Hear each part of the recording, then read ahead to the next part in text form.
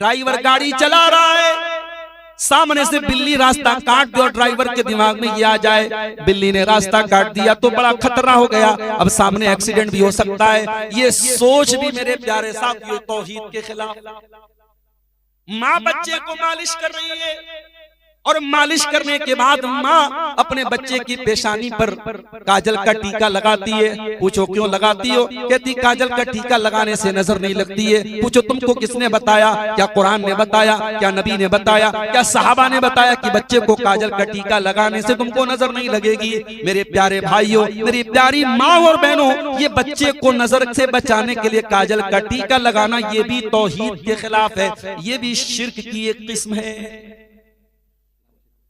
अल्लाह के प्यारे नबी अपने सहाबा से पूछते हैं अतदरून मल मुफलिस, क्या तुम जानते हो मुफलिस कौन है? गरीब कौन है?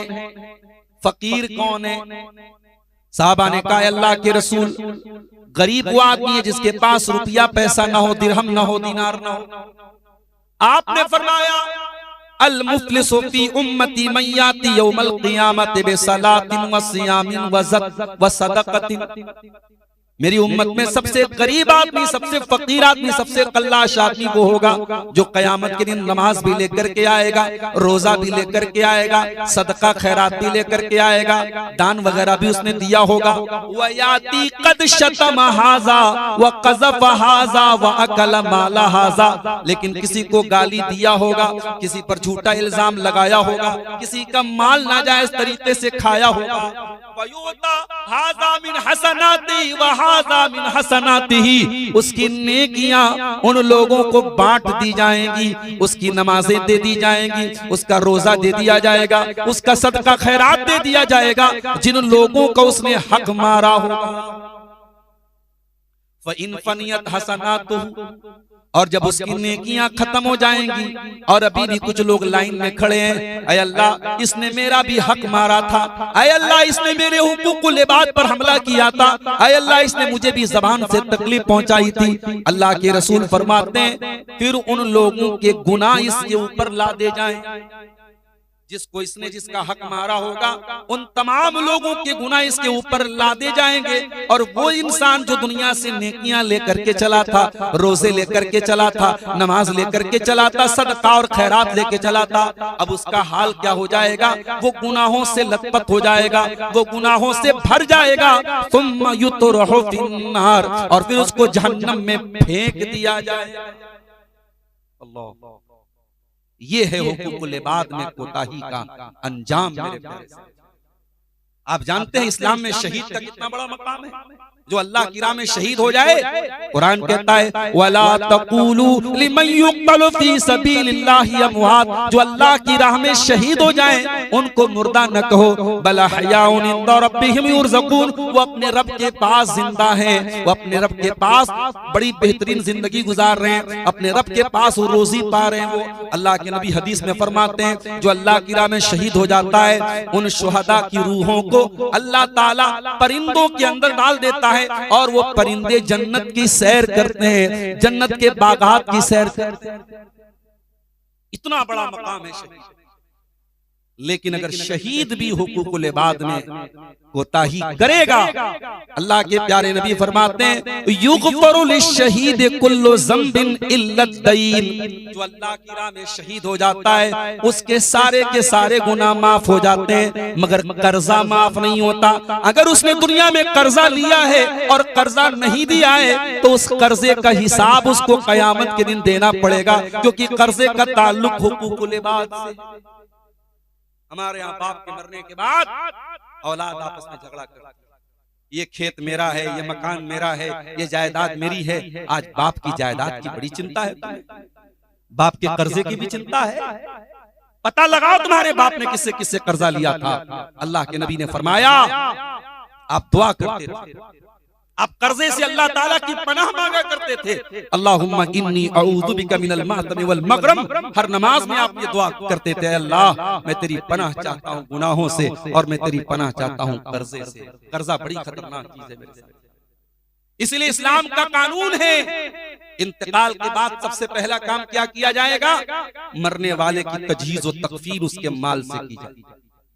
मरने वाला जो माल छोड़ के जाएगा उसी माल में से उसकी कब्र तैयार होगी, उसका कफन तैयार होगा, उसका जनाजा तैयार होगा। हाँ, कोई रिश्तेदार जिम्मेदारी ले ले, बेटे जिम्मेदारी ले ले, अलग बात है, वरना पहला काम क्या किया जाएगा, उसके कफन दफन का इंतजाम उसके माल में से किया।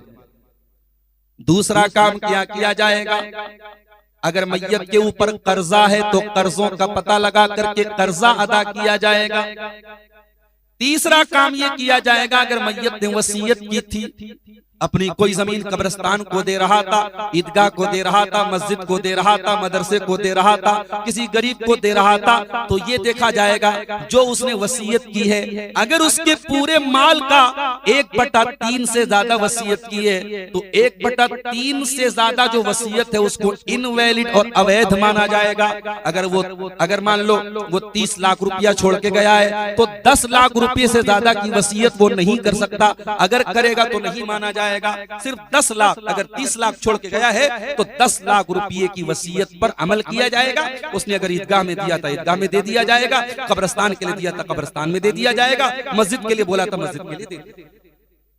यहाँ एक मसला और याद रखो, हमारे यहाँ कुछ लोग अपने बेटों को वसीयत कर देते, बेटी को वसीयत कर देते, मेरे मरने के बाद ये वाला खेत मेरे बड़े बेटे को दे देना, ये वाला मकान मेरे छोटे बेटे को दे देना। ला वसीयत ले वारिसिन, अल्लाह के रसूल की हदीस है, जो वारिस है, बेटा वारिस है, बेटी वारिस है, आप बेटा और बेटी को वसीयत नहीं कर सकते। बेटा बेटी तो ऑटोमेटिक आपकी वरासत में हिस्सा पाएंगे। वसीयत हमेशा गैर वारिस को की जाती है। मिसाल के तौर पर अगर आपने कोई बच्चा गोद ले लिया है, बच्चा अगर आपने पाला है, कोई बच्चा अगर आपने गोद ले लिया है, पाल सकते हैं, शर्त यह है कि आप उस बच्चे की वल्दियत में अपना नाम नहीं लिखवाएंगे। बच्चे का बाप जो है वो ओरिजिनल बाप, उसका नाम वही चलेगा, आप अपना नाम नहीं चला सकते। अब ये अलग बात है, हमारे देश में चूंकि कानूनी पेचीदगी बहुत सारी आती है, आधार कार्ड पे, पैन कार्ड पे, राशन कार्ड पे आपने अपना नाम चढ़ा लिया हो तो वो एक मजबूरी की सूरत में तो जायज हो सकता है, लेकिन जहां इस्लामी तौर तरीके पर वल्दियत, जैसे निकाह के टाइम आपको अगर वल्दियत जाहिर करना है तो वहां पे आप ओरिजिनल जो बाप है उसी का नाम आप लेंगे, आप असल बाप का नाम बच्चे के साथ डालेंगे। आपके पाल लेने से वो आपका बच्चा नहीं होगा और ना आपका वो वारिस बनेगा। आप अगर बे औलाद भी हैं और आपने कोई बेटा पाल लिया है तो वो आपका वारिस नहीं होगा। आप अपने माल की वसीयत अगर करना चाहें तो उस बच्चे को जिसको आपने पाला है उसको 1/3 यानी 30 लाख अगर आपने छोड़ा है तो 10 लाख तक आप वसीयत कर सकते हैं, उससे ज्यादा आप वसीयत नहीं कर सकते, वो बाकी सारा माल वारिस। तो ये तीसरा काम करना। चौथा काम क्या करना है, वरासत तकसीम की जाएगी और ये वरासत जितना जल्दी मुमकिन हो मरने वाले के मरने के बाद तकसीम कर दी जाएगी। आज बाप मर जाता है, 20-20 साल तक वरासत का बंटवारा नहीं होता है और बूढ़ी माँ कहती है नहीं मेरे सब बच्चे मेरे साथ रहेंगे, मैं अलग अलग नहीं करना चाहती हूँ। माँ का एहतराम अपनी जगह है, माँ की इज्जत अपनी जगह है, मगर शरीयत का कानून यही है कि मरने वाले की वरासत जो माँ का हक है वो माँ के नाम कर दिया जाए और जो बेटों का है वो बेटों के नाम कर दिया जाए। मुंबई में हमारी जमात के बहुत मशहूर आलिम हैं डॉक्टर उबैदुर रहमान मदनी हफिज़हुल्लाह, उनके वो रहने वाले यूपी के, उत्तर प्रदेश के सिद्धार्थ नगर के रहने वाले हैं। बाप का इंतकाल हुआ, बंबई से फ्लाइट पकड़ के यूपी आए, बाप के जनाजे में शामिल हुए, जनाजे की नमाज पढ़ाई, शाम हुई, सारे भाइयों को इकट्ठा किया, पूरा जायदाद का, जमीन का, माल का कैलकुलेशन किया और सारे भाइयों में बांट दिया। गांव वाले हैरान, ये कैसा तरीका है, बाप का भी सुबह इंतकाल हुआ और शाम को इन्होंने वरासत बांट दी। कहा यही सही तरीका है, यही कुरान और हदीस का। मेरे प्यारे साथियों, आज हमने माहौल ऐसा बना दिया है कि कुरान और हदीस पर अगर कोई अमल करता है तो हमें अजीब लगता है, लेकिन सही बात यही है कि मरने वाले के मरने के बाद जितना जल्दी मुमकिन हो हम वरासत को बांट दें, जिसका जो हिस्सा बनता है वो उसको हम दें। तो हुकूकुल इबाद में मेरे प्यारे साथियों ये तमाम चीजें आती हैं। अब आइए जरा उस आयत के ऊपर गौर करें जो आयत मैंने खुतबे मसनूना के बाद आपके सामने पढ़ी है, सूरह निसा की आयत नंबर 36, आयत नंबर 36 है। और इस आयत में अल्लाह ताला ने 10 हुकूक बयान किए हैं, इसीलिए उलमा इस आयत को आयतुल हुकूक बोलते हैं। लेकिन बड़ी अजीब बात यह है कि अल्लाह ने एक हक अपना बयान किया है और 9 हक अल्लाह ताला ने हुकूकुल इबाद का बयान किया है, ये बताने के लिए कि मेरे बंदो, हुकूकुल इबाद को तुम हल्के में मत लेना, हुकूकुल इबाद को छोटा मत समझना, हुकूकुल इबाद को मामूली मत समझना। अल्लाह ने 10 बातें बयान की, उसमें से एक हुकूकुल्लाह में से है और 9 बातें हुकूकुल इबाद। वाबुदुल्लाह वला तुशरिकू बिही शैया, तुम अल्लाह की इबादत करो और अल्लाह की इबादत में जरा सा भी शिर्क मत करो। जरा सा भी शिर्क करने की इजाजत नहीं है। ड्राइवर गाड़ी चला रहा है, सामने से बिल्ली रास्ता काट दे और ड्राइवर के दिमाग में ये आ जाए बिल्ली ने रास्ता काट दिया तो बड़ा खतरा हो गया, अब सामने एक्सीडेंट भी हो सकता है। ये सोच भी मेरे प्यारे साहब ये तौहीद के खिलाफ। माँ बच्चे को मालिश कर रही है और मालिश करने के बाद माँ अपने बच्चे की पेशानी पर काजल का टीका लगाती है। पूछो क्यों लगाती हो? कहती काजल का टीका लगाने से नजर नहीं लगती है। पूछो तुमको किसने बताया? क्या कुरान ने बताया? क्या नबी ने बताया? क्या सहाबा ने बताया कि बच्चे को काजल का टीका लगाने से तुमको नजर नहीं लगेगी? मेरे प्यारे भाइयों, मेरी प्यारी माँ और बहनों, ये बच्चे को नजर से बचाने के लिए काजल का टीका लगाना ये भी तौहीद के खिलाफ है, ये भी शिर्क की एक किस्म है। मैं ये नहीं कह रहा हूं कि ये इतना कर देने से कोई इस्लाम से खारिज हो गया। शिर्क की भी बहुत सारी कैटेगरी होती है, मगर ये भी एक तरीके का शिर्क है कि आप एक काजल के टीके के बारे में ये अकीदा रखें कि काजल का टीका हमारे बच्चे को नजर बस से बचाए। बहुत सारे समाज में, मुसलमानों के मुआशरे में शादीशुदा औरतें मंगलसूत्र पहनती हैं। पूछो ये क्या है? कहती है सुहाग की निशानी। माफ करना, इस्लाम में औरत के लिए सुहाग की उसके जिस्मानी एतबार से कोई निशानी नहीं। सुहाग की निशानी न तेरा मंगलसूत्र है, न तेरे हाथ की चूड़ी है, न तेरे बालों का गजरा है, न तेरा जेवरात है। इस्लाम में शादीशुदा औरत की कोई ऐसी जाहिरी निशानी नहीं है। और ये मंगलसूत्र आपके इस्लाम का कोई, इसका कोई कॉन्सेप्ट नहीं, ये गैर मुस्लिमों के यहाँ एक कॉन्सेप्ट है। उनके यहाँ मंगलसूत्र जो होता है उसके बारे में ये अकीदा होता है कि जब तक मंगलसूत्र है गले में तब तक मंगल मंगल रहेगा। पत्नी जो है वो पति के उसके शादी में उसके सुहाग में रहेगी। उनके यहाँ यह अकीदा है। हमारे यहाँ अगर औरतें इस नीयत से पहन रही हैं, माला पहन सकती हैं और लॉकेट पहन सकती हैं, कोई हर्ज की बात नहीं है, लेकिन मंगलसूत्र जो इस अकीदे के साथ पहना जा रहा है ये गलत है और ये भी तौहीद के खिलाफ है। मेरे प्यारे, ये बड़ी बारीक चीज है। कभी कभी ज़बान से निकलने वाली एक चीज भी हमें शिर्क के दायरे तक पहुंचाती है। अभी मेरा एक प्रोग्राम था जबलपुर में, मध्य प्रदेश में। इत्तेफाक से जिस दिन प्रोग्राम था हम लोग, मैं उस दिन खाली था, मैंने टाइम दे दिया। अब उन लोगों को मालूम नहीं था जहाँ पे प्रोग्राम का स्टेज लगा वहां पे ख्वाजा साहब के मानने वाले थे। अब ख्वाजा साहब के मानने वाले उसी दिन वो उर्स मना रहे थे। उन्होंने कहा कि ये वहाबी लोगों की चाल है, वहाबी लोगों ने जानबूझ के आज के दिन प्रोग्राम रखा है। अब वो लोग बिल्कुल विरोधी हो गए, हम साहब प्रोग्राम नहीं होने देंगे। मुझे लोगों ने फोन किया, मैंने कोई मसला नहीं, आप प्रोग्राम वहां से हटा दीजिए, मस्जिद में रख लीजिए, हमें कोई प्रॉब्लम नहीं, मस्जिद में रख लीजिए। प्रोग्राम हुआ मस्जिद में। तो जब मैं वहां जबलपुर गया तो क्या देख रहा हूँ, साहब बड़े बड़े डीजे लगे हुए हैं, साउंड लगा हुआ है और ख्वाजा साहब के नाम पे जो है उनके गीत बज रहे हैं और कव्वाली बज रही है। और कहीं शरबत कोई पिला रहा है, कोई चाट खिला रहा है, कोई जो है सब्जी पुड़ी खिला रहा है, ख्वाजा साहब के नाम पे खिलाया जाए। कुरान कहता है इन्नमा हर्रमा अलैकुमुल मैता, ऐ ईमान वालो तुम पर अल्लाह ताला ने मुर्दार हराम किया है। मुर्दार हराम है, मरा हुआ जानवर जिसको अल्लाह के नाम से ज़बह न किया गया हो, जो खुद से मर गया हो, वो मुर्दार तुम्हारे लिए हराम है। वद्दम, और खून भी हराम है। बहता हुआ जो खून होता है वो हमारे लिए हराम है। हाँ, कलेजी की शक्ल में वो खून जमा हुआ है वो हलाल है, लेकिन बहता हुआ जो जानवर का खून है वो हराम है। वलहमल खिंजीर, और सुअर का गोश्त हराम है। वमा उहिल्ल बिही लिगैरिल्लाह, और जिस चीज पर अल्लाह के सिवा किसी और का नाम लिया जाए, ख्वाजा साहब का नाम लिया जाए, बड़े पीर साहब का नाम लिया जाए, किसी नबी का नाम लिया जाए, किसी वली का नाम लिया जाए, किसी देवी का नाम लिया जाए, किसी देवता का नाम लिया जाए, ईसा मसीह का नाम लिया जाए, किसी का भी नाम लिया जाए, वमा उहिल्ल बिही लिगैरिल्लाह, जिस तरीके से मुर्दार हराम है, जिस तरीके से खून हराम है, जिस तरीके से सूअर का गोश्त हराम है, उसी तरीके से जिस चीज पर गैरुल्लाह का नाम लिया जाए वो चीज। मुसलमानों, आज तुम ख्वाजा मोइनुद्दीन अजमेरी के नाम पे तुम बिरयानियां बंटवा रहे हो। जो ये काम कर रहा है उसे शर्म से चुल्लू भर पानी में डूब। अरे उससे बड़ा फ्रॉडिया कौन होगा, उससे बड़ा धोखेबाज कौन होगा जो नमाज में कहता है इय्याका नअबुदु व इय्याका नस्तईन, ऐ अल्लाह हम तेरी ही इबादत करते हैं और तुझ ही से मदद मांगते हैं। और जब मस्जिद के बाहर निकलता है तो किसी को ख्वाजा गरीब नवाज कहता है, किसी को गौसे आजम कहता है, किसी को दस्तगीर कहता है। कभी मदीने जा करके वहां गुंबद खजरा के सामने हाथ बांध करके दुआएं करता है अल्लाह के रसूल से। मेरे प्यारे साथियों, कुरान कह रहा है वाबुदुल्लाह वला तुशरिकू बिही शैया, अल्लाह की इबादत करो और अल्लाह के साथ जर्रा बराबर भी तुम शिर्क मत करो। ये मत भूल जाओ कि तुम ला इलाहा इल्लल्लाह के मानने वाले। सर पे टोपी लगा लेने से और गोश्त खा लेने से तुम मुसलमान नहीं हो जाओगे जब तक तुम शिर्क से अपने दामन को नहीं बचाओगे।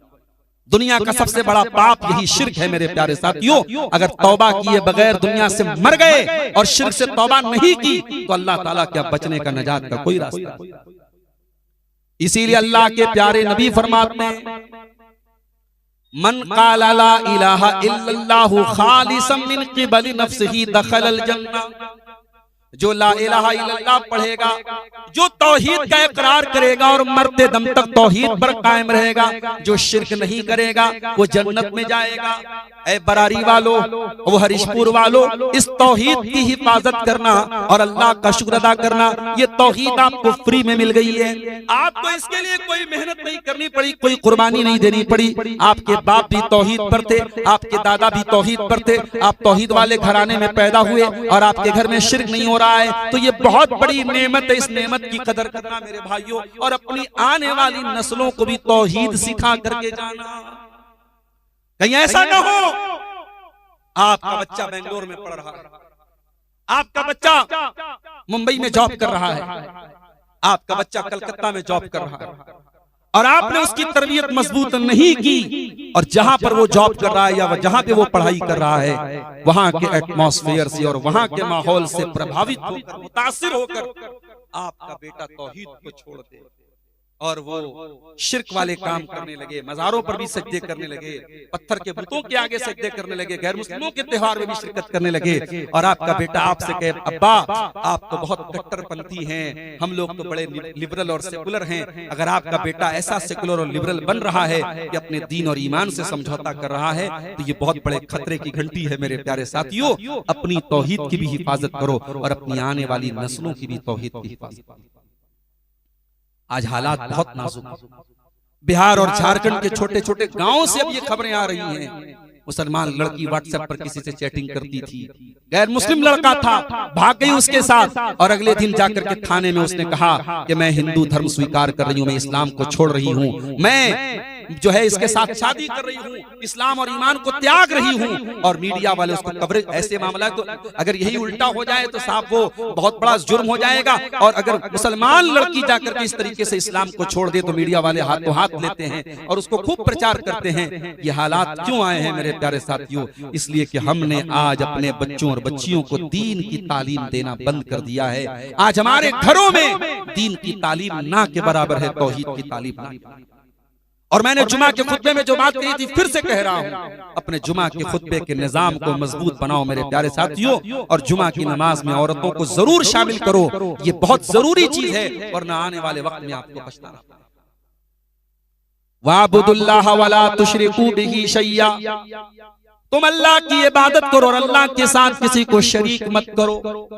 उसके बाद फरमाया वबिल वालिदैन एहसाना, और अपने माता पिता के साथ, अपने माँ बाप के साथ तुम अच्छा सलूक करते रहो।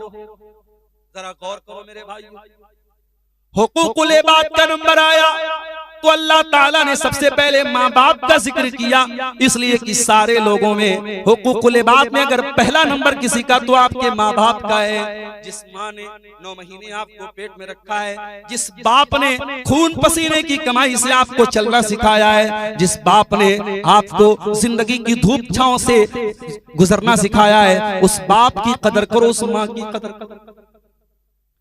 मैं ये नहीं कहता कि आज नौजवान नस्ल अपने माँ बाप से मोहब्बत नहीं करती है, बहुत सारे अच्छे बच्चे भी हैं, माँ बाप से बहुत प्यार करते हैं, मगर एक बात बोलता हूं, जो मोहब्बत माँ बाप अपनी औलाद से करते हैं, औलाद वो मोहब्बत चाह करके भी अपने माँ बाप से नहीं कर सकती। आप छोटे से थे, कहीं पर भी आपने पेशाब कर दिया, कहीं पर भी पाखाना कर दिया, माँ बेचारी रोटी बना रही थी, किसी ने आके कहा मुन्ने ने पाखाना करा। माँ को गुस्सा आया, मगर मासूम बच्चा था। माँ गई, उसने बच्चे की गंदगी को साफ किया। बच्चा रो रहा था, माँ ने पुचकारा, दुलार किया, प्यार किया, बच्चे को धुला करके आई। बच्चा हंसने लगा। और इसी का जब अपोजिट होता है, और अल्लाह ना करे किसी माँ पर ये नौबत आए, किसी बाप पर ये नौबत आए, जब वो माँ और बाप बिस्तर पर इस हालत में पहुंच जाएं कि वो बेचारे बाथरूम नहीं जा सकते, वो अपनी गंदगी को अपने हाथ से साफ नहीं कर सकते, और बेटे को करना पड़ रहा है, बेटी को करना पड़ रहा है, तो वो कर तो देंगे, मगर नाक पर रुमाल रख के और हाथ रख के करेंगे। वो उस दिल और खुशी के साथ नहीं कर सकते जो माँ ने आपके साथ किया था। ये फर्क है माँ की मोहब्बत में और आपकी माँ से मोहब्बत में। मेरे प्यारे साथियों, जब तक माँ बाप जिंदा है उनकी कदर करें। कुरान कहता है इम्मा यबलुगन्ना इंदकल किबरा अहदुहुमा औ किलाहुमा फला तकुल लहुमा उफ। जब तुम्हारे माँ बाप में से कोई एक बूढ़ा हो जाए, बंबई वगैरह में क्या हो रहा है, मुसलमानों में तो कम है, दूसरे लोगों में ये रिवाज ज्यादा है कि बूढ़े लोग हो गए तो उनको घर में नहीं रखते कि ये बूढ़ा दिन भर पक पक पक करेगा, इसको निकाल दो घर से। और वहां बूढ़ों के रहने की एक जगह होती है, ओल्ड एज होम बोलते, वहां जाकर के पैसा देते हैं कि साहब ये मेरा बूढ़ा बाप है, इसको रख लो, इसका ख्याल रखो, हम अपने घर में नहीं रख सकते, हमारे बच्चे पर जो है असर अच्छा नहीं। अल्लाह, इंसान इतना गिर जाए, बूढ़े माँ बाप तेरे घर के लिए बोझ बन गए। और उसी हमारे उत्तर प्रदेश की धरती पर ऐसा वाकया भी हमने देखा है, मुसलमान घर में ऐसा वाकया देखा है, बाप चला गया, बूढ़ी माँ बची थी बेचारी, 70-75 साल की उम्र हो गई थी बूढ़ी माँ की बेचारी, उसका पेट सही नहीं रहता था, कहीं पर भी गंदगी कर देती थी, पाखाना कर देती थी, और इकलौता बेटा था और बहू थे। बेटा और बहू जो है उस बूढ़ी माँ की खिदमत करने से जब थक गए तो उन लोगों ने एक दिन पता नहीं क्या खिला दिया उस बूढ़ी औरत को। अगले दिन उसकी लाश पाई गई, और लोगों का कहना है, चश्मदीद लोगों का कहना है कि उस बूढ़ी औरत की बॉडी देख करके ऐसा लग रहा था, उसका पूरा शरीर ऐसा नीला पड़ा हुआ था, ऐसा लग रहा था कि उसको जहर दिया गया। मेरे प्यारे साथियों, हम किस दौर में जिंदगी गुजार रहे हैं। आओ, कुरान 1400 साल पहले तुम्हें माता पिता का सम्मान करना सिखा रहा है।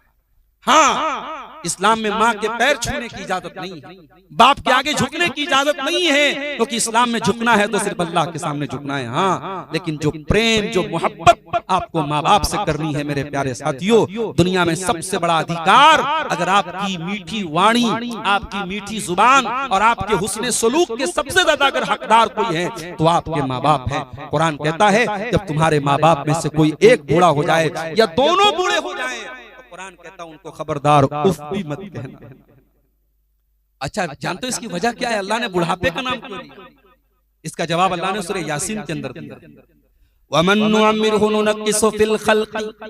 जो बूढ़ा हो जाता है उसका बचपन लौट जाता है। अल्लाह ताला ने ऐसा सिस्टम बनाया है, इंसान जैसे जैसे बूढ़ा होता चला जाएगा उसका बचपन लौटता चला जाएगा, वो चिड़चिड़ा होता चला जाएगा, वो जिद्दी होता चला जाएगा। जब तुम्हारी माँ बूढ़ी हो जाए, जब तुम्हारा बाप बूढ़ा हो जाए और बात बात पे चिड़चिड़ापन दिखाने लगे, जिद करने लगे, तो तुम अपना बचपन याद कर लेना।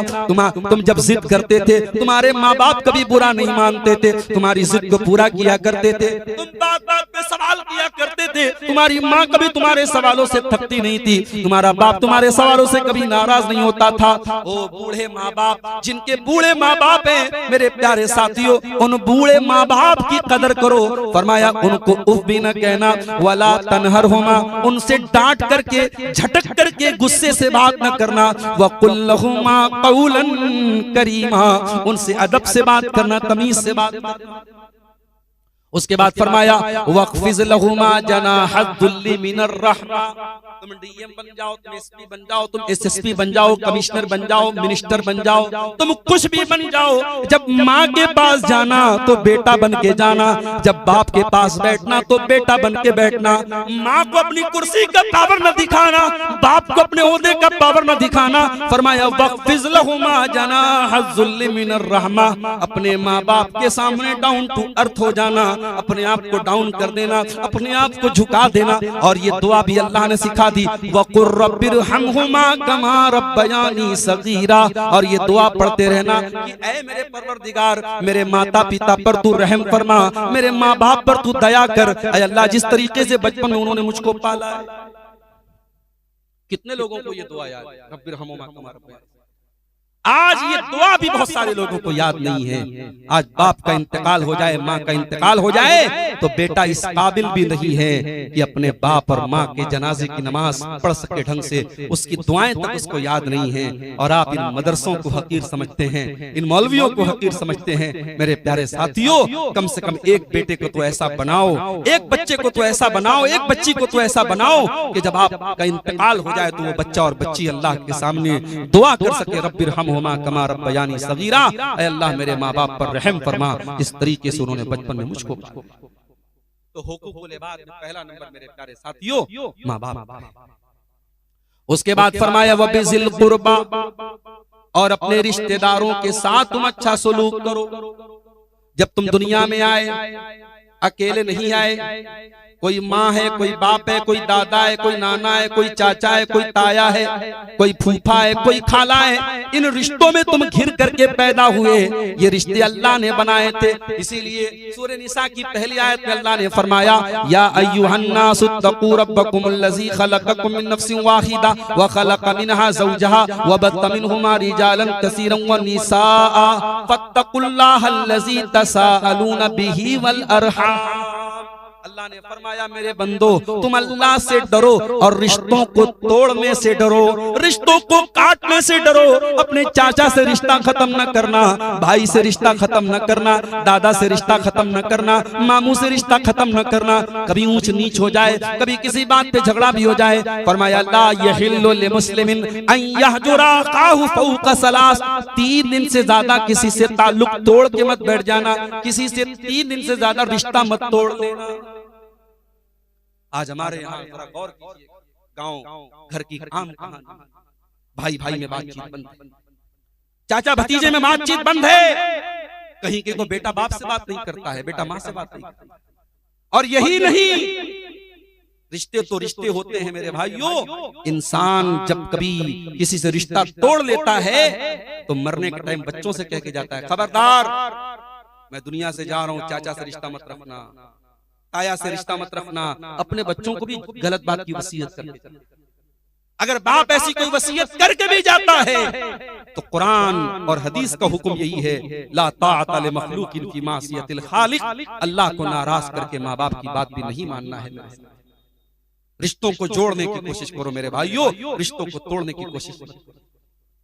जानते हो जब अल्लाह ने इस दुनिया को बनाया तो रिश्ता, जिसको अरबी में रहम बोलते हैं, ये रिश्ता जाकर के अल्लाह के दामन में जाकर के पनाह ले लेता है। और रिश्ता अल्लाह ताला से कहता है कि ऐ अल्लाह, कल दुनिया में लोग रिश्ते को तोड़ेंगे तो कहां लोग पनाह लेंगे, किसकी पनाह लेंगे? अल्लाह तेरी पनाह लेंगे। अल्लाह ने रिश्ते से फरमाया अला अमा तरज़ीना अन असिल मन वसल की वाक़तामन क़ता। ऐ रिश्ता, क्या तू ये नहीं चाहता कि जो तुझको जोड़े मैं उसको जोड़ूं, जो तुझको तोड़े मैं उसको तोड़।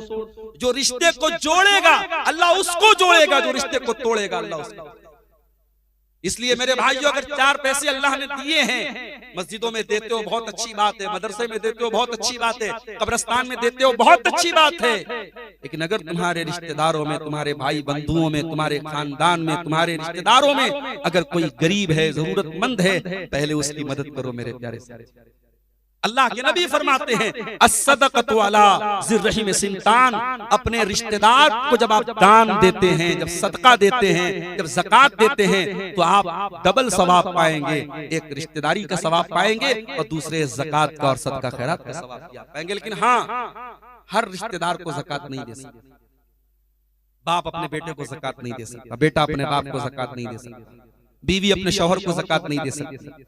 जिन रिश्तेदारों की कफालत हमारे जिम्मे, उनको हम ज़कात नहीं, हाँ उनकी मदद कर सकते, पैसा दे सकते, लेकिन हम ज़कात की कोई रकम उनको नहीं दे सकते। तो अपने रिश्तेदारों की मदद किया करो मेरे साथ, और ऐसी मदद करो कि रात के सन्नाटे में जाकर के कुछ दे दो। तुम्हारे रिश्तेदारों में किसी गरीब की लड़की की शादी है, जाओ ऐलान करके मत जाओ, प्रचार मत करो, फोटो लेके मत मदद करो। अकेले में जाओ, 10,000 50,000 लाख जो भी तुम दे सकते हो दे दो। आपकी बेटी की शादी है, मेरी बहन है वो, आप इसको खर्च कर देना। इस तरीके से भी आप नेकी कर सकते हो मेरे साथ। जुमा का दिन था, आज आपने फजर की नमाज अगर मस्जिद में पढ़ी होगी और इमाम साहब ने सूरे दहर पढ़ाई होगी दूसरी रकात में, तो ये आयत भी आपने सुनी होगी, वयुतइमून अत्ताआम अला हुब्बिही मिस्कीनन व यतीमन व असीरा।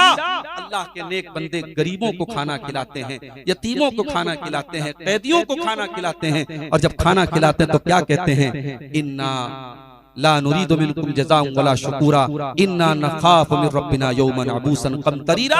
हमें तुमसे कोई थैंक यू, कोई शुक्रिया, कोई बदला नहीं चाहिए, हम तो अल्लाह से अपना बदला चाहते हैं। मेरे प्यारे साथियों, अपने रिश्तेदारों के काम, और अगर किसी रिश्तेदार से आपकी अनबन हो गई है तो जा करके बात खत्म कर दो। अगर आपको अपनी नाक कटवानी पड़ जाए, अगर आपको ऐसा लगता है कि मैं गया तो दुनिया यही कहेगी मैं झुक गया, मेरी नाक कट गई, तो मेरे प्यारे साथियों, अगर झगड़ा खत्म करने के लिए नाक कट जाए तो ऐसी नाक को कटवा लेना।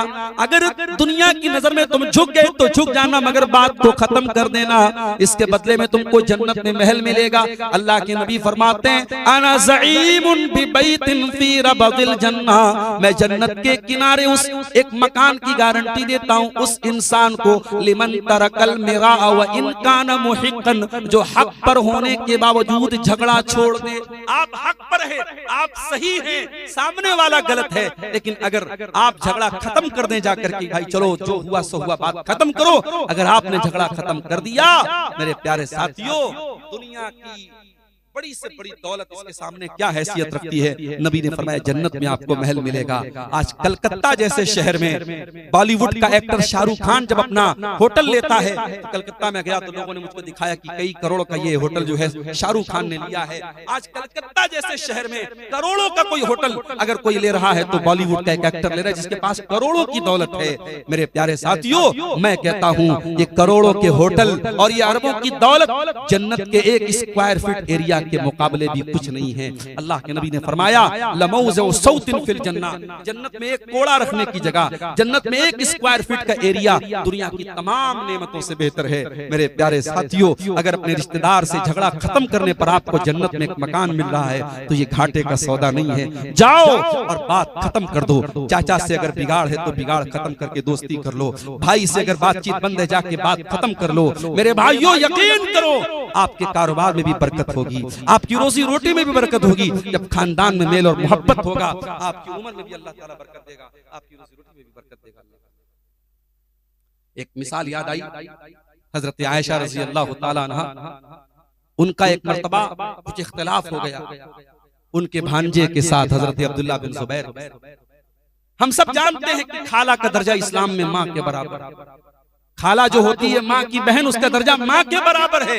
हजरत आयशा खाला थी, उनकी बहन हजरत अस्मा के बेटे अब्दुल्लाह बिन जुबैर थे, और अब्दुल्लाह बिन जुबैर रज़ी अल्लाह ताला अन्हु बड़े पाए के सहाबी हैं। उन्होंने हजरत आयशा की किसी बात पर एतराज कर दिया और बड़े सख्त अल्फाज में कह दिया कि मैं आयशा को रोकूंगा, मैं अपनी खाला को रोकूंगा और ये काम नहीं करने दूंगा। हजरत आयशा को ये बात पता लगी, हजरत आयशा को बहुत बुरा लगा और उन्होंने बड़े गुस्से में कसम खा के कहा कि आज के बाद मैं अब्दुल्लाह बिन जुबैर से बात नहीं करूं। सहाबा थे तो इंसान, सहाबा कोई फरिश्ते नहीं थे, हमारी और आपकी तरह वो भी इंसान थे, उनके बीच में भी नाराजगी होती थी, झगड़ा होता था। हजरत आयशा अपने भांजे से नाराज हो गई। हम और आप होते तो सोचते क्या फर्क पड़ता है, खाला अगर नाराज हो जाए तो हो जाए, अगर हम पैसे वाले हैं, अगर हम इज्जत वाले हैं, अगर हमारा समाज में नाम है तो हम किसी के सामने झुकने वाले नहीं हैं। मगर वो सहाबा थे, हजरत आयशा से जब नाराजगी हुई, अब्दुल्लाह बिन जुबैर को अपनी गलती का एहसास हुआ, आए अपनी खाला के पास, ऐ मेरी खाला जान मुझे माफ कर दीजिए, मैंने गलत बात बोल दी, मुझे ऐसा नहीं बोलना चाहिए था, ऐसा जुमला नहीं इस्तेमाल करना चाहिए था। उन्होंने बहुत माफी मांगी, मगर अब हजरत आयशा अपने भांजे को माफ करने को तैयार नहीं हुई। आखिर में अब्दुल्लाह बिन जुबैर ने एक आइडिया लगाया, उनके दिमाग में एक आइडिया आया। उन्होंने दो सहाबा से बातचीत किया। ये कौन दो सहाबा थे? एक का नाम मोहम्मद इब्ने मसलमा था, दूसरे का नाम मुझे याद नहीं आ रहा है। दो लोग थे। ये दोनों सहाबी जो थे ये अल्लाह के रसूल के नानिहाल से इनका ताल्लुक। नानिहाल समझते हैं आप? यानी माँ का जो मायका होता है, पता नहीं आपके यहाँ शेरशाबादी में क्या बोलते हैं उसको, तो उर्दू में नानीहाल बोलते हैं। तो जो नानीहाल का जो रिश्ता था, अल्लाह के नबी बहुत मोहब्बत करते थे अपने नानीहाल के रिश्तेदारों से। तो हजरत आयशा भी नबी के रिश्तेदारों से बहुत मोहब्बत करती थी। अब्दुल्लाह बिन जुबैर ने आइडिया लगाया और नबी के नानीहाल के दो सहाबा से कहा कि आप लोगों को मेरा मसला हल करना है और चल करके मेरी खाला को मना लेना है। ये तीनों लोग जब पहुंचे हजरत आयशा के घर में, बुखारी के अल्फाज हैं, इन्होंने दरवाजे पर जाके सलाम किया, अस्सलामु अलैकुम व रहमतुल्लाहि या उम्मुल मोमिनीन, ऐ उम्मुल मोमिनीन आपके ऊपर सलाम हो। हजरत आयशा ने सलाम का जवाब दिया। इन्होंने कहा अनदखुल, क्या हम अंदर आ जाएं? हजरत आयशा तो अंदर थी, उनको पता नहीं था कि इब्ने जुबैर भी आए हैं, मेरे भांजे भी आए हैं। उन्होंने कहा ठीक है अंदर आ जाओ। जब ये तीनों लोग अंदर गए, अंदर पर्दा लगा हुआ था, पर्दे के उस पार हजरत आयशा थी, इस पार तीनों लोग। जरा गौर करो, नबी की बीवी है, सबकी माँ है, पूरी उम्मत की माँ है, और जाहिर है कि हजरत अब्दुल्ला बिन जुबैर के सामने हजरत आयशा उम्रदराज भी है। लेकिन इन तीनों लोगों के आने के बाद जब ये तीनों अंदर गए तो हजरत आयशा सामने नहीं आई, पर्दे में थी। पता ये चला कि मुसलमान औरत हर हाल में पर्दा करती है अपने गैर महरम के लिए, चाहे वो उम्रदराज भी हो जाए, लेकिन वो पर्दे का एहतमाम करती है। आज जवान जवान लड़कियां बगैर पर्दे की घूमती रहती हैं, और ये कहा जाता है कि पर्दा तो दिल का होता है, दिल का पर्दा होता है, आंखों का क्या भरोसा है। मेरे प्यारे साथियों, क्या नबी के सहाबा से ज्यादा साफ सुथरा किसी का दिल हो सकता है? क्या नबी की बीवियों से साफ सुथरा किसी का दिल हो सकता है? ये तीनों लोग अंदर गए, अंदर पर्दा लगा था, पर्दे के उस पार हजरत आयशा थी। जैसे ही तीनों लोग अंदर गए, अब्दुल्ला बिन जुबैर चूंकि खाला थी उनकी, खाला तो माँ के बराबर होती है, खाला महरम होती है, गैर महरम नहीं होती है। हजरत अब्दुल्ला बिन जुबैर अंदर गए और खाला के गले लग करके फूट फूट के रोने लगे और माफी मांगने लगे कि खाला जान, आपके भांजे ने गलती कर दी, मुझे नहीं ऐसा जुमला बोलना चाहिए था, हूँ तो आपकी बहन का बेटा, हूँ तो आपके बच्चे के बराबर, माफ कर दीजिए। हजरत आयशा भी रोने लगी, कहने लगी नहीं नहीं ऐ इब्ने जुबैर, मैंने कसम खाई है मैं तुझसे बात नहीं करूंगी, मैं तुझसे रिश्ता नहीं रखूंगी। हजरत आयशा भी रोती चली जा रही है, इब्ने जुबैर भी रोते चले जा रहे हैं, और इधर ये दोनों सहाबी भी रो रहे हैं और रोते हुए कह रहे हैं कि ऐ हजरत आयशा, ऐ उम्मुल मोमिनीन, ऐ नबी की ज़ौजे मोहतरमा, आपने तो अल्लाह के रसूल की वो हदीस सुनी होगी, आपने फरमाया कि किसी मुसलमान के लिए जायज नहीं है कि अपने मुसलमान भाई से 3 दिन से ज्यादा ताल्लुक तोड़ के रखे। ऐ अम्मा आयशा, माफ कर दीजिए अपने भांजे को, खत्म कर दीजिए बात को, 3 दिन से ज्यादा टाइम गुजर चुका है, मुनासिब नहीं है आपके लिए। जब इन लोगों ने बहुत ज्यादा प्रेशर डाला, आखिर हजरत आयशा ने माफ किया अपने भांजे को। और इस्लाम में अगर कसम कोई तोड़ दे तो उसका कफारा क्या है? एक गुलाम आजाद करना है, या 3 दिन रोजा रखना है, या 10 मिस्किन को खाना खिलाना है। मगर हजरत आयशा रजी अल्लाह तआला अन्हा ने इस कसम के कफारे के तौर पे 40 गुलाम आजाद किए। और जब इस वाक्य को हजरत आयशा याद करती थी, ज़ारो कतार रोने लगती थी। मेरे प्यारे साथियों, रिश्तेदारों का बहुत बड़ा हक होता है। जब आप अपने सुख दुख में देखें कि आपका रिश्तेदार किस हाल में है, उसके सुख दुख का जरूर ख्याल करें। हुकूकुल इबाद में अल्लाह ताला ने वालिदैन के बाद दूसरे नंबर पे जिक्र किया है रिश्तेदार। फिर तीसरे नंबर पे फरमाया वल यतामा, यतीमों के साथ जो बच्चे अनाथ हो जाएं, जो बच्चे अनाथ हो जाएं, जिनका बाप इंतकाल कर जाए, वो बच्चा जब तक नाबालिग है वो यतीम है। उस यतीम बच्चे के साथ तुम अच्छा सलूक करो। अगर मदरसे में कोई यतीम बच्चा पढ़ रहा है, हो सके तो उसकी पढ़ाई का खर्चा जा करके उठा लो, उसके अनाज का खर्चा जा करके उठा लो, उसकी खुराकी की फीस जा करके अदा कर दो। किसी यतीम के काम आ जाओ, किसी यतीम के साथ जुल्म न करो, किसी यतीम के साथ अन्याय न करो। यतीम का बड़ा हक है मेरे प्यारे सारे। मगर आज समाज इस कदर जलील हो चुका है कि बाप की जिंदगी में अगर कोई भाई मर जाए तो दूसरा भाई अपने ही यतीम भतीजों से कहता है जाओ, तेरा बाप मर गया, अब तेरे बाप की मेरे बाप की जायदाद में तुम लोगों का कोई हिस्सा नहीं बनता है। अपने ही यतीम बच्चों, अपने ही यतीम भतीजों को अपने बाप की जायदाद में से धक्का देके निकाल दिया। और वहां पे लोगों को शरीयत याद आती है कि शरीयत का कानून यही है कि बाप की जिंदगी में बेटा मर जाए तो फिर दादा की वरासत में पोतों का हक नहीं। मेरे प्यारे साथियों, इस्लाम के कुछ कानून ऐसे भी हैं जो आपके ईमान की और आपकी इंसानियत की परीक्षा लेने। जब ये मौका आ जाए और किसी का भाई अपने बाप की जिंदगी में मर जाए तो वहां भाई को ये सोचना चाहिए कि जो हमारा भाई मर गया है, अगर मैं मरा होता और मेरे बच्चे आज अगर यतीम हुए होते तो क्या होता। वहां परीक्षा दादा की है। दादा को ये चाहिए कि जब तेरा बेटा मर गया तेरी जिंदगी में और तेरे यतीम पोते पोतियां हैं तो तुझे तो इस्लाम ने ऑप्शन दिया है, तू अपनी वरासत में 1/3 हिस्सा तू वसीयत कर सकता है। वहां पे दादा को चाहिए कि अपने पोतों और पोतियों के नाम वो वसीयत कर दे। 1/3 तक तो कर ही सकता है, और दादा अगर नहीं भी करता है तो वहां चचा लोगों की और जो उस मरहूम भाई की जो और भाई लोग हैं उनके ईमान की परीक्षा है। मेरे प्यारे साथियों, मगर हम इसका समाज में उल्टा देखते हैं। हम ये देखते हैं अपने ही यतीम भतीजों को लोग निकाल देते हैं, उनको बाप की जायदाद में हिस्सा, और वहां कहते हैं साहब शरीयत का यही कानून है। जिंदगी में शरीयत का कोई कानून याद हो चाहे ना याद हो, यहाँ पे जरूर उनको कानून याद आ जाता है और कहते हैं नहीं साहब आपका हिस्सा नहीं बनता है। मेरे प्यारे साथियों, वो यतीम है और यतीम का बड़ा हक है। नबी ने कहा यतीम के सर पे मोहब्बत से हाथ फेर दो, अल्लाह तुम्हारे दिल की सख्ती को दूर कर देगा। उसके बाद फरमाया वल मसाकीन, और मिस्कीनों और गरीबों के साथ भी तुम अच्छा सलूक करो। तुम अगर पैसे वाले हो, तुम्हारा मकान बहुत अच्छा है, तो जो गरीब है, जो कमजोर है, जो बेचारा झोपड़ी में रहता है, उस बेचारे को हकीर न समझो। अपनी दौलत पर तुम अहंकार न करो, गुरूर न करो। उस गरीब की मदद करो, मदद नहीं कर सकते तो कम से कम बेइज्जती मत करो, इंसल्ट मत करो।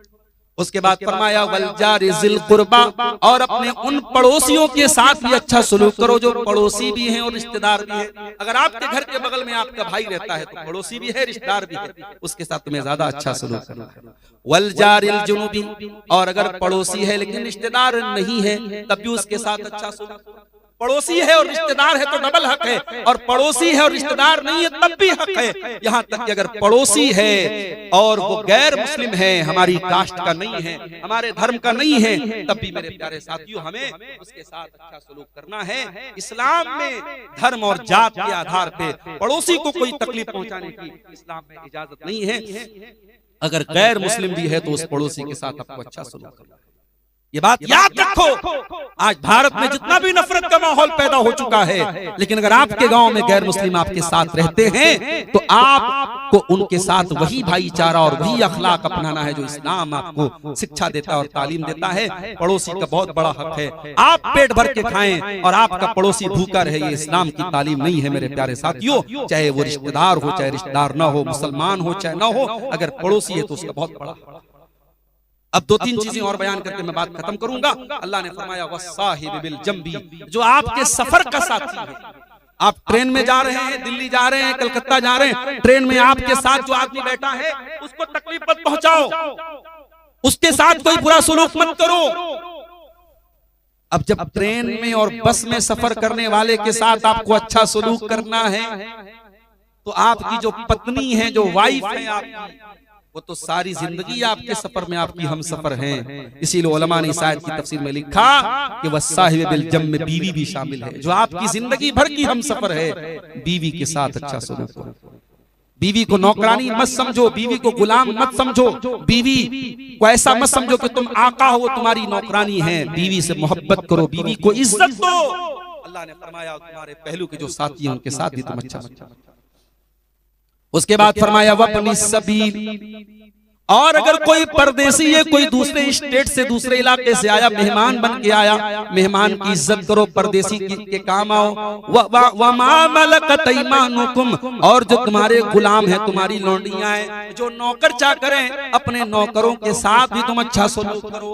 अगर आप कोई कंपनी चलाते हैं, कोई ऑफिस है आपका, कोई कारखाना है आपका, और आपके अंडर में कुछ लोग काम करते हैं, तो अपने नौकरों के साथ भी आप अन्याय मत कीजिए, अत्याचार मत कीजिए। जुमा के खुतबे में आपने वाकया सुना कि गुलाम को सहाबी ने ज्यादा सजा दे दी, तो नबी ने फरमाया कयामत के दिन उसका अंजाम भुगतना पड़ेगा। इसीलिए एक सहाबी ने जब अपने किसी गुलाम को बुरा भला कह दिया और उसकी माँ का नाम लेके ताना मार दिया, तो अल्लाह के नबी बहुत भड़क गए, बहुत नाराज हुए, और अल्लाह के प्यारे नबी सल्लल्लाहु अलैहि वसल्लम फरमाया कि ऐ अबू ज़र, तुमने बहुत गलत काम किया है, ये दौरे जाहिलियत वाला काम है। ऐ अबू ज़र, ये गुलाम, ये नौकर, ये भी तुम्हारे भाई हैं। अल्लाह ताला ने तुमको ऊपर बनाया, उनको नीचे बनाया, उनको तुम्हारे मातहत बनाया है, लिहाजा जो खाओ उनको खिलाओ, जो पहनो उनको पहनाओ, और उनकी ताकत से ज्यादा उनके ऊपर बोझ मत डालो। आज आप देखिए दुनिया में मजदूरों की यूनियन बनी है और यह मजदूर दिवस मनाया जाता है। 1400 साल पहले मोहम्मद अकरम सल्लल्लाहु अलैहि वसल्लम ने फरमाया कि जब मजदूर की मजदूरी दे दो इसके पहले कि उसका पसीना सूख जाए। मजदूरों का हक भी इस्लाम ने बयान किया, गरीबों का हक भी इस्लाम ने बयान किया, गुलामों का हक भी इस्लाम ने बयान किया। मेरे प्यारे साथियों, ये अल्लाह का दीन है, ये अल्लाह की शरीयत है और इसमें समाज के हर वर्ग का हमें ख्याल करने का हुक्म दिया गया। और आखिरी बात जो अल्लाह ने सूरह निसा की आयत में कही, फरमाया इन्नल्लाह ला युहिब्बु मन काना मुख्तालन फखूरा। अल्लाह ताला किसी अहंकारी को, किसी घमंड करने वाले को, किसी गुरूर करने वाले को पसंद नहीं करता है। अहंकार करना इब्लीस का तरीका है, अहंकार करना कारून का तरीका है, गुरूर करना फिरौन का तरीका है। जिन्होंने गुरूर किया मिट्टी में मिल गए। कारून अपने खजाने के साथ जमीन में धंसा दिया गया, फिरौन पानी में डूबा करके मार दिया गया, इब्लीस हमेशा के लिए अल्लाह की बारगाह से धुतकार दिया गया। अहंकार न करो, गुरूर न करो, और हुकूकुल इबाद का ख्याल वही रखेगा जिसके दिल में अहंकार नहीं होगा। ऐ इंसान, तुझे किस बात का अहंकार है? हकीर पानी के कतरे से पैदा इंसान, मिट्टी से पैदा इंसान, तुझे गुरूर किस बात का है? ला तमश फिल अर्ज़ मरहा, जमीन में अकड़ करके न चल। इन्नका लन तखरिकल अर्ज़ा, तू जमीन को फाड़ नहीं सकता है। वलन तबलुगल जिबाल तूला, तू पहाड़ों की बुलंदी पे नहीं चढ़ सकता है। अल्लाह की इस यूनिवर्स में, अल्लाह की इस कायनात में तेरे जमीन के जैसे न जाने कितने सैयारे खला में घूम रहे हैं। इतनी बड़ी कायनात में एक छोटा सा गोला है जिसको हम जमीन कहते हैं। उस जमीन में बहुत सारी कंट्रीज और बहुत सारे मुल्क हैं। उसमें एक छोटा सा मुल्क है भारत, और भारत के छोटे से गांव में रह करके तू अहंकार करता है। अरे उस अल्लाह के, उस क्रिएटर के पावर के सामने तेरी क्या हैसियत है? इसलिए मेरे प्यारे साथियों, अल्लाह अहंकार करने वालों को, गुरूर करने वालों को पसंद नहीं करता है। हुकूकुल इबाद के ताल्लुक से ये चंद बातें आपके सामने रखी गई हैं। हम अल्लाह से दुआ करते हैं रब्बुल आलमीन हम सबको हुकूकुल इबाद के मामले में जो कमियां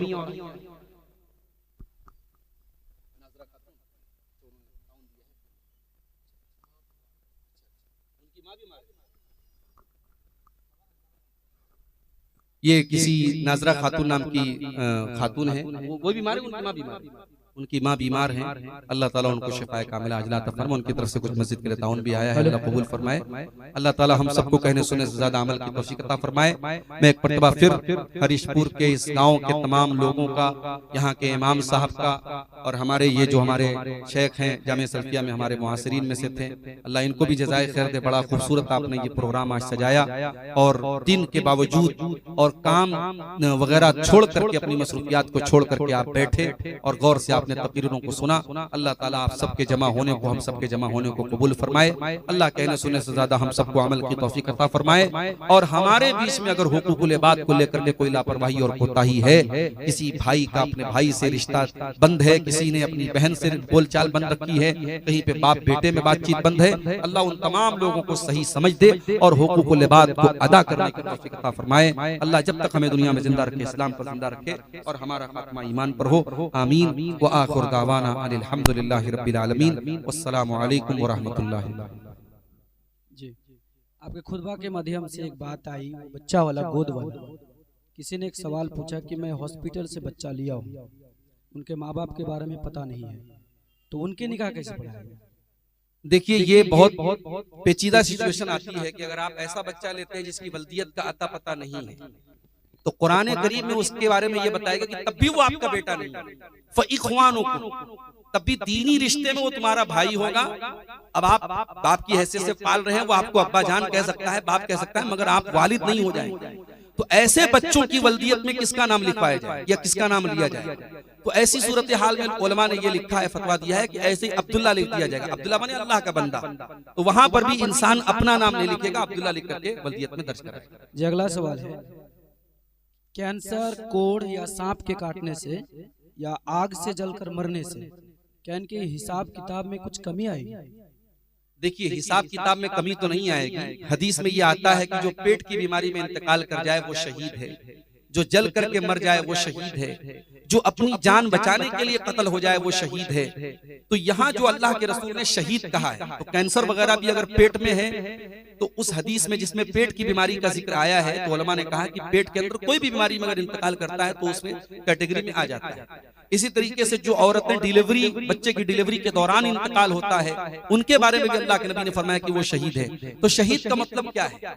मतलब ये है कि अगर उस औरत की या उस मर्द की जिंदगी ईमान वाली थी, नेक अमल वाली थी, तो ये इस तरीके की जो मौत है ये उसके अच्छे अंजाम की तरफ इशारा है कि उसका खात्मा अच्छा हुआ है और अल्लाह ताला क्या उसके साथ मामला अच्छा होगा। लेकिन इंसान सारी जिंदगी कुछ ना करे, नेकियां ना करे, गुनाह पर गुनाह करता रहे और जल के मर जाए, तो हम ये थोड़ी बोल देंगे कि उसका हिसाब किताब नहीं। ऐसा नहीं है। तो उसकी जो जिंदगी है उसके हिसाब से अल्लाह ताला के यहाँ मामला होगा। और हदीस में जो शहीद कहा गया उसका मतलब यही है कि उसका खात्मा अच्छा हुआ है। लेकिन टर्म एंड कंडीशन लागू है। एक इंसान अगर अपनी जिंदगी में ईमान पर था, नेक अमल करता था और उसका इंतकाल मान लीजिए अगर जुमा के रात में हुआ है तो उसको भी अच्छे खात्मे की एक अलामत बताया गया है। अगर उसका इंतकाल कुरान पढ़ते हुए हुआ है ये अच्छी अलामत है। अगर उसका इंतकाल इन चीजों में से किसी सूरत में हुआ है तो एक अच्छे खात्मे की अलामत है। जी अगला सवाल है कि माँ या बाप में से उसके औलाद को उसको देख रेख करता है बुढ़ापे में, तो माँ बाप उनको ज्यादा जमीन अपनी दौलत में कुछ देता है जी, क्या भाई लोग खुशी से देता है या समाज के लोग दिलाता है, ये सही है? नहीं, देखिए सुनिए, अगर माँ बाप के ऐसा होता है समाज में कि एक बच्चा माँ बाप की ज्यादा केयर कर रहा है और दूसरे बच्चे माँ बाप के साथ उतनी केयर नहीं कर रहे हैं या गलत भी कर रहे हैं, तो बाप को क्या ये इजाजत है कि उस बेटे को जो उनकी खिदमत कर रहा है उसको अपनी वरासत में ज्यादा दे दें? देखिए वरासत तो मरने के बाद तकसीम होती है, जिंदगी में बाप जो देगा वो हिबा होगा। और इस्लाम का कानून यही है कि हिबा बराबर बराबर देना पड़ेगा सारे बच्चों को। अब ये आप कह रहे हैं कि समाज खुश है, बच्चे खुश हैं, तब भी इसकी इजाजत शरई तौर पे नहीं है। और वो क्यों नहीं है वो भी सुनिए। इस्लाम में आपकी खिदमतों के हिसाब से आपको वरासत में हिस्सा नहीं मिलता। वरासत अल्लाह का बनाया हुआ सिस्टम है, उसमें हमें छेड़छाड़ करने की इजाजत नहीं। मान लीजिए एक बेटा बाप का 40 साल का, अब 40 साल तक बेटा बाप के साथ रहा है, बाप की सेवा किया है, सब कुछ उसने किया, और मान लीजिए कि जब बाप मरा तो उसका कोई बेटा उसकी बीवी के पेट में, उसने तो बिल्कुल खिदमत नहीं की बाप की। वो पैदा भी हुआ है बाप के मरने के बाद, लेकिन जब वो पैदा होगा तो जितना 40 साल वाले बेटे को हक मिलेगा उतना ही बाप के मरने के बाद जो बच्चा जन्म लिया है उसको भी उतना ही हक। इसीलिए कुरान में जब अल्लाह ताला ने वरासत का कानून बताया तो अल्लाह ने कहा आबाउकुम व अबनाउकुम ला तदरुन अय्युहुम अक़रबु लकुम नफ़ा, कि तुम्हारे बाप में से और तुम्हारी औलाद में से कौन तुमको ज्यादा नफा के एतबार से तुम्हारे करीब है ये तुम नहीं जानते। ये हमारी बनाई हुई तकसीम है, इस पे तुम छेड़छाड़ मत करो। इसलिए हाँ, बाप ये कह सकता है अपने बच्चों से कि भाई मैं अल्लाह ताला क्या पकड़ मेरी हो इसलिए मैं ऐसा कोई काम नहीं कर सकता। आप लोग अपने इस भाई को, अगर ऐसा भी होता है जैसे 5 भाई हैं, एक भाई बहुत मजबूत है माली एतबार से और कुछ भाई कमजोर हैं, तो जो भाई मजबूत है अगर वो अपनी सवाबदीद से कि भाई हमें अल्लाह ताला ने पहले ही बहुत कुछ दिया है और हम माँ बाप की उतनी सेवा भी नहीं कर पाए, हमारा छोटा भाई है तो इसको हम बाप की वरासत में ज्यादा दे देंगे, वो आपस में ज्यादा दे दे वो चलेगा, लेकिन बाप को जिंदगी में ज्यादा नहीं देना चाहिए वरना अल्लाह के उसके। अल्लाहु आलम।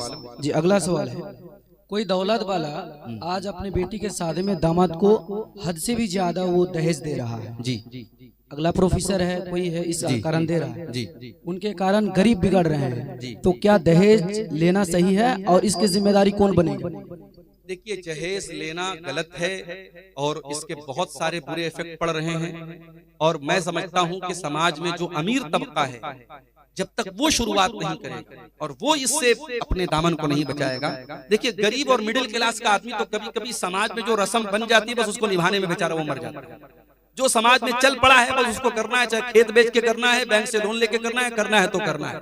तो जो जिसको अल्लाह ताला ने ताकत दी है और वो फिर भी अवॉइड कर रहा है तो वहां से ये बुराई खत्म होगी। और जो चीज गलत है सो गलत है, गरीब ले दे रहा है तो भी गलत है, अमीर जो ले रहा है दे रहा है वो भी गलत है। और हम ये भी नहीं कह सकते पूरी तरीके से अमीर लोग ही दोषी हैं, पूरे समाज को मिलकर के। आपके इसी भारत में आप हरियाणा के गांव की खबर बहुत आई थी, अखबार पे वायरल हुई थी, पूरा अहले हदीसों का गांव है, मेवातियों का गांव है, उस गांव के लोगों ने ये अपने यहाँ कानून पास कर लिया कि हमारे यहाँ कोई जहेज का लेन देन नहीं करेगा, जो करेगा हम बरादरी से उसको बाहर कर देंगे। वहां इस पर अमल हो रहा है अल्हम्दुलिल्लाह, वहां कोई दिक्कत नहीं है। तो आप भी अपने यहाँ बहुत सारी चीजें आप कानून बना सकते हैं ताकि लोग उसका पालन करें। अभी हमारे बनारस में जैसे आपके यहाँ शेरशाबादी समाज का एक एसोसिएशन है, हमारे यहाँ अंसारी बिरादरी के लोग ज्यादा हैं, उनकी भी अपनी एक एसोसिएशन है, उनके भी सरदार हैं। तो सरदार लोगों ने ये तय किया कि शादी जो होगी तो बारात नहीं जाएगी, या जाएगी तो बस 20 से 25 लोग जाएंगे, और खाने में जो है 10-10 तरीके का आइटम नहीं रहेगा, नॉर्मल जो खाना रहेगा वो खाना रहेगा। लोगों ने कानून बनाया और अल्हम्दुलिल्लाह 100% तो नहीं 80% अमल हो रहा है। तो आप जब कोशिश करेंगे तो इंशाअल्लाह उसका अमल असर भी होगा इंशाअल्लाह। मेरा आखिरी सवाल है, क्या जन्नत किस्मत में लिखी हुई है? जन्नत यकीनन किस्मत में लिखी है, क्योंकि अल्लाह के नबी की हदीस है कि जब बच्चा माँ के पेट में 120 दिन का होता है, जब 4 महीने का होता है तो अल्लाह ताला 4 चीजें लिखता है। उसमें एक चीज ये लिखता है कि बंदा कितना जिएगा, उसकी उम्र क्या होगी, उसकी रोजी रोटी क्या होगी, वो अमल क्या करेगा, और वो बच्चा वो इंसान जन्नती होगा या जहन्नमी होगा, ये भी लिखा है। अब सवाल ये है कि जब लिखा हुआ है तो फिर हम अमल क्यों करें?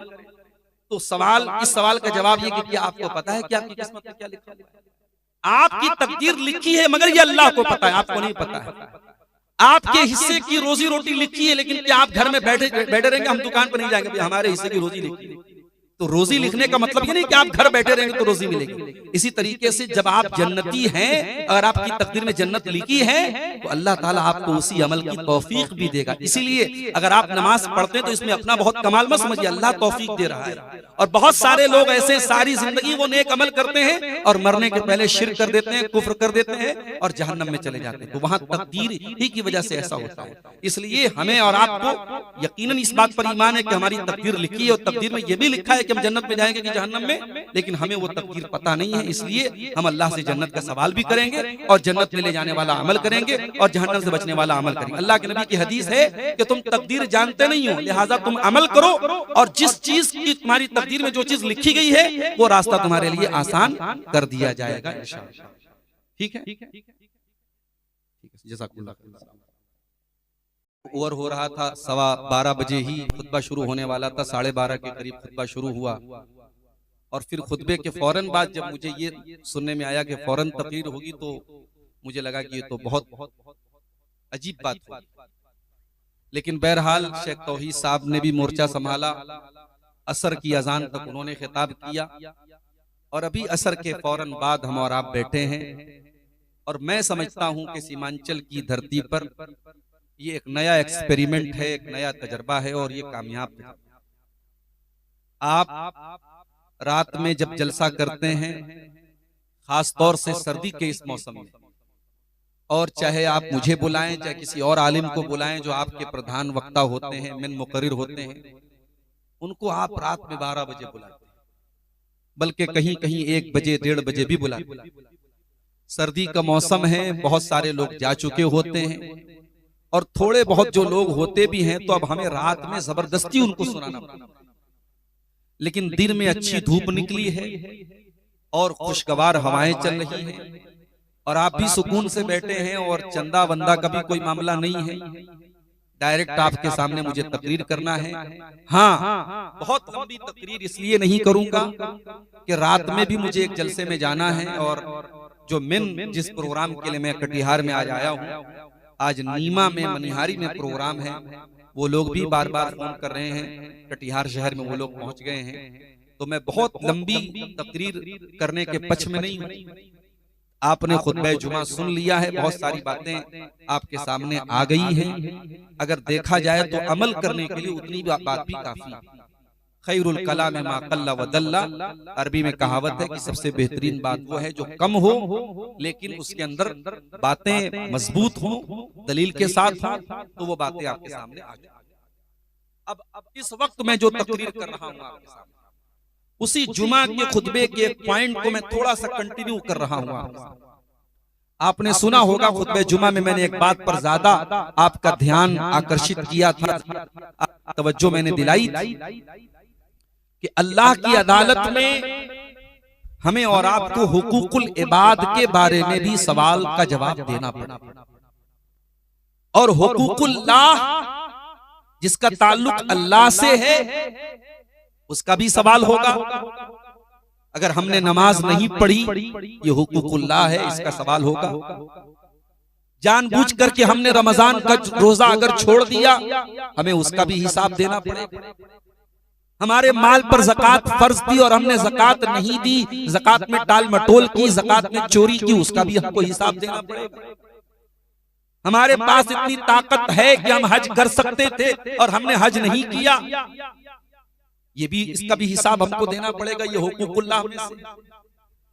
लेकिन जो हुकूकुल इबाद से जिसका ताल्लुक होगा, अगर हमने किसी का पैसा लेकर के हमने नाजायज तरीके से उस पर जुल्म किया हो, किसी को जबान से तकलीफ पहुंचाई हो, किसी को गाली दी हो, किसी की इज्जत पर हमला किया हो, किसी की गीबत की हो, किसी का कर्जा लेकर के बैठ गए होंगे, किसी की जमीन पर नाजायज कब्जा कर लिया होगा, किसी का वरासत में जो हक बनता था बहन का, बेटी का, उसका हमने हक नहीं दिया होगा। ये हुकूकुल इबाद है और इसका हिसाब हमें कयामत के दिन देना भी पड़ेगा। और अगर हमने दुनिया में नहीं दिया है तो हमें बहुत खतरनाक कीमत चुकानी पड़ेगी। आपका कटिहार शहर और आपका ये जिला कटिहार नेपाल बॉर्डर से बहुत ज्यादा दूर नहीं।